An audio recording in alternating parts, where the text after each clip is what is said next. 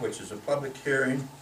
This is for a movement of some bond issues, and we'll have Wes go over real quick. If I can just briefly explain, we did this last week, but the state of Nevada requires that before the public hearing is opened, which we will do in just a minute, that the notice of public hearing has to be published, and we have to have proof of publication. The paper that, local paper that we've been publishing that in the past, their guidelines have changed internally, and they are no longer in a position to provide us proof of publication sufficient to meet the state's guidelines. Therefore, we had to republish that notice of public hearing in the RJ, and that was published. We have complied with the required notice that's required by the state of Nevada, and therefore we can go ahead with the public hearing and then the item after that. Okay. And is there any comments from the public? Yes, sir. Just, Can I? Sure. You need to open the. I thought I did. Oh, I'm sorry, I didn't. I didn't? If you did, I didn't hear that, so that's my bad. Okay, we'll open this for a public hearing. well, I thought he just said you couldn't hold the public hearing. No, that was the last week we weren't not able to do it because it hadn't been appropriately agendized. It has been noticed. Now the public hearing is going to go. We held the public meeting, we had the item. The problem was that the newspaper that we published in isn't sufficient to meet the I NRA standards. understand, I just thought he was talking about now and not last week. Okay, this Last is an week exact was the problem. duplicate We're of good 2 today. weeks ago. This, yeah, there's nothing changed, the same thing as we did 2 weeks ago. There's no public comments, so I guess we'll close the public hearing. And move on to item 6, which is a consideration to adopt the resolution authorizing minimum term and obligation. Wes, do you want to touch on this? Again, what we're doing is looking to refund, or in essence refinance one of our bonds to reduce the interest rate that will result in net interest savings to the district over the next 5 years. Yeah, okay. Can you tell us how much that is? We're looking at, and until we get the actual bond, know exactly what the interest rate is, we don't know for sure, but we're expecting the net savings to be about $155,000 net. Present value of that would be around $115,000 to $117,000 savings after all costs associated with the reissue. Thank you. All right, I'm looking for a motion on item 6. I move that we approve the resolution to refinance the bond, refinance certain outstanding obligations for the Virgin Valley Water District in the amount of $8,450,000. I'll second that. Have a motion second. All those in favor, raise your right hand. All those opposed, no opposed. That motion carries. First of all, I'd just like to thank everybody for being here, and I'm very disappointed that I didn't see all of you here last week when we were doing the budget. The budget's really important, and several of you have asked about it, been wanting to know what's going to happen with the money, what we're going to do, and you're getting another chance. Hopefully you'll come on April 3rd. We'll have another budget meeting at 9 a.m. And we worked very hard, and we cut over $500,000 off of the budget so far, so I thought that was a good thing. Another thing I would like to ask, I know it's not agendized, and I'm not sure just how much can be spoke of, but I would like to see either Bo or Eric come and be able to give a report to the public in general and us as to what's going on with our legal case. There's a lot of people questioning, a lot of people asking where the money's being spent, a lot of things about our changing the PMKs, and I just think everybody would appreciate it if we could have a kind of an overview, if that's at all possible. I'd appreciate it. You want me to respond to that? I think it's possible to give an overview. I believe the case you're speaking of is the case against with Michael Johnson, Michael Winters, other parties. The case is scheduled to proceed to trial in approximately a month. And there's some other issues.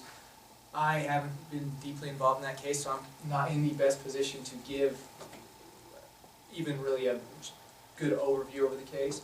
But we could probably arrange to give an overview. I don't know how much detail we go into since it is litigation, but we could probably arrange to give at least an overview of the case and the status and kind of maybe some general information about the claims and issues at stake in the case. If the board wanted to agendize something like that on a future meeting. Well, Sounds to me like Sandra would like to, so. yeah. They have used things that we have said in this meeting against us. I don't know how much we want to say. Well, again, like I said, I don't know how much detail we go into in specifics. I mean, a lot of, when you're in litigation, a lot of information is public information. I mean, there's a lot of pleadings and stuff, a lot of general information in the pleadings and stuff that's public record anyway. And so we could probably talk about some of those general issues as far as the status of the case, where we're at, the dates set for trial, kind of approximate scheduling and stuff, and some of the things that have gone back and forth on the public I record. think that's what you're asking for, right? I'd like to- Yeah, I mean, maybe not, you know, of course we would get into maybe some, Tax, yeah, some other information that might be confidential, but yeah, if we have. Is that all you got? That's it? Okay. We'll move on to number 10, which is Mr. West. You have my printed report. I don't feel a need to address anything in particular on there unless you have a question about any of it. No. Did you find any couple $1 million somewhere? No. I'll continue to look though. Better luck next. If you want to point out where you want me to look, I'll certainly take that guidance. Your other property. All right, thank you, West. Mr. Bunker. Additional, I'll report on well 31 progress. I spoke with the Weber group today, and they came out yesterday and videoed the well. So it's all out of the ground, the equipment. They're coming up to pick up the assembly on Thursday to take it back to their yard and be able to pull it apart and look at the integrity of the bearings, and that'll dictate if we need to how much of the oil tubing and bearings we need to replace. That's where the vibration most likely, we're guessing, came from. And they videoed yesterday and review that more tomorrow morning. And then Monday, depending on how the video goes, it will kind of depend how they clean the well. And we're shooting for next Monday that they'll be out on site to clean the well. And at a later point, we'll find out more again on what they've found out on the assembly and the integrity of the bushings and the bearings. On well 2, finishing up with bones and columns on the bid documents. So we'll be going out to bid shortly for well 2, to be able to get the screen repaired on that. If you want to have the 3 holes in it, we're going to put a sleeve in to hold back any of the gravel pack so we can start pumping that again. We have all the pumping equipment out in the backyard ready to go back in. But that's on our wells, that's kind of where we're at. We're still waiting for the boosters at the treatment plant 28 and 27.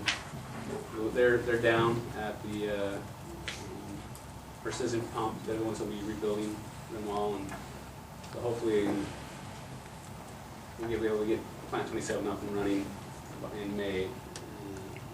It's kind of the hope, and the others thereafter. Get all our sources back up and running before really hot times hit.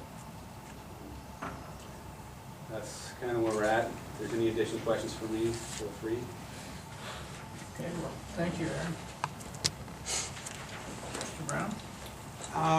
The only things I wanted to report on, we're still in the process of reviewing the engineering statements of qualifications. We should have that reviewed on the middle of next week and have recommendations to the board at our first meeting in April on which consultants to bring on board as a consultant pool. We're working with our health insurance broker to try and figure out what the health insurance plan will look like in the upcoming year. We're trying to do our best to have a plan that either is minimal cost to us compared to where we're at right now, or hopefully have a slight reduction.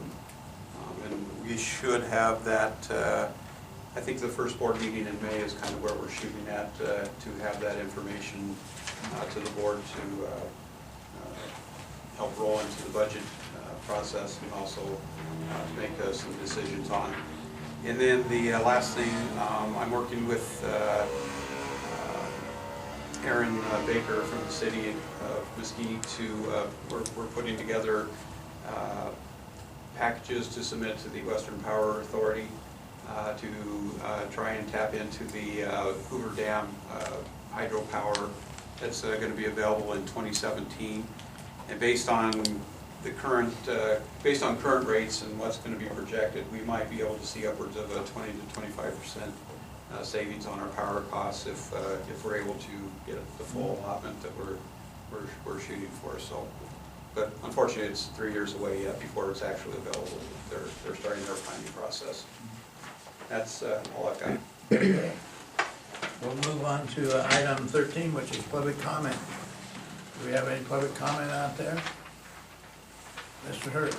This is Bill Hurt. I'd just like to ask if, does your power come, do you have your own power system that would benefit from this, or does it come through OPD? We have two power sources. We have Overton Power District for the Clark County, and then we have Lincoln County Power for our sources up in Lincoln County.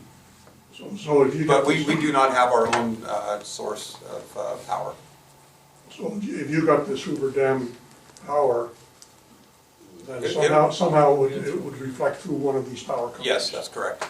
Thank you. Seeing no more, we'll move on to item 14, which is adjournment.